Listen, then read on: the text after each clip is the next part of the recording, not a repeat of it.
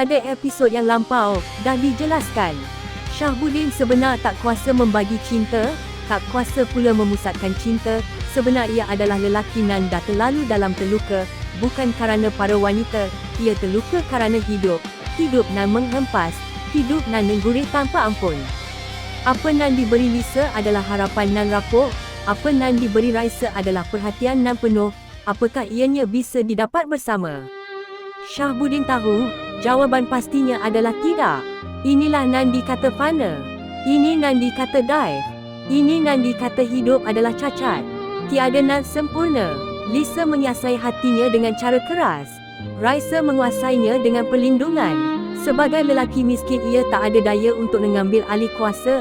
Naluri ingin jadi lelaki nan punya kuasa untuk tetapkan keputusan dah sena dilanda keras hidup. Dan pastinya, kedua wanita ini ada hak untuk berkuasa atasnya. Kerana mereka yang menjadi penopang hidup Shahabuddin. Pemberi segala nan dibutuhkan seorang manusia, bahkan kebutuhan seorang laki-laki. Tapi cinta itu kejam, keras dan tak ada kata kompromi. Ianya diawali ego menguasai. Keras dan tegasnya Lisa dah membuat ia kehilangan cinta, sementara lunak dan tajamnya Raisa dah penjarakan cintanya. Kedua sama, tak beri bahagia. Sampai bertahun Lisa mencari suaminya, akhirnya ia pasrah dengan segala luka, sementara semampunya pula Raisa menjerat suaminya. Namun, bagaimanapun, ia takkan ada kuasa mengendalikan hati suaminya. Hati nan penuh luka, hati nan kepahitan, dan hati nan dah tahu beda. Bahagia atau bersedih, kebun mereka berjaya. Sudah ada sebidang Shahabuddin berkeras nak beli lagi, kemudian dia mulai bekerja keras lagi. Raisa tak tahu, apa nan dibuat suaminya adalah sebuah pelarian dari luka, luka nan tak akan pernah bisa terobati. Apa luka itu? Hutang budi pada dua wanita nan tak dapat dilunasi sekali masa. Itulah isi surat nan tak pernah terkirim itu, surat nan penuhi laci lemari. Tahun berganti, masa bertukar. Shahabuddin terus bekerja keras, sehingga kebun mereka dah berbidang-bidang. Kerana keperluan rumah dah dapat dipenuhi Raisa, ruang terkumpul bertumpuk. Shahabuddin tak nak diminta rehat atau berhenti. Ianya bagaikan mesin lepas kendali, bergerak tak dapat diatasi, tak bisa berhenti. Seiring kebun kian luas, laci terkunci itu jua kian penuh surat-surat. Isinya kian bervariasi pada Lisa, pada ayah dan ibu Lisa, pada Kamal, bahkan pada Raisa sendiri. Apa inti dari isi surat itu? Intinya hanya kata bahawa Shahabuddin sayang mereka semua, berterima kasih atas budi nan diberi, tapi ia tak akan sanggup balas. Ia hanya bisa membuat mereka semua kecewa. Pada suatu siang, masa akhir tiba. Shahabuddin rasa pening, pandang sekeliling gelap. Ia kali ini tak pingsan, tapi ia pergi meninggalkan segala kelukaan dan semua orang-orang yang dah penuhi hidupnya dengan cinta nan misteri.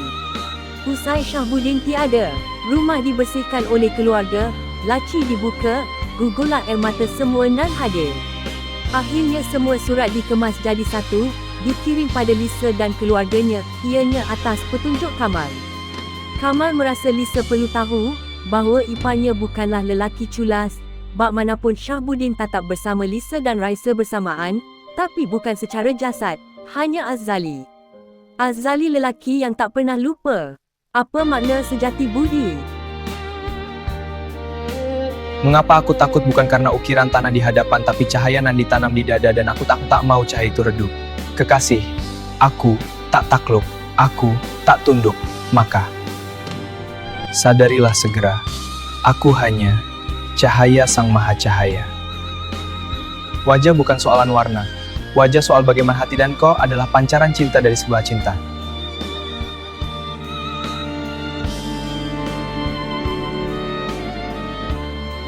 Maka usaikan rajuk, mengadahlah kusyuk.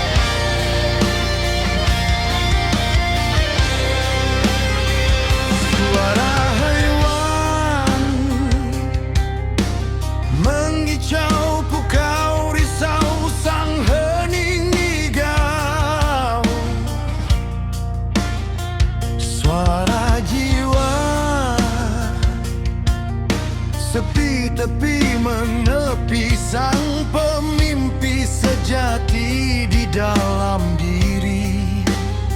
Daku terpaku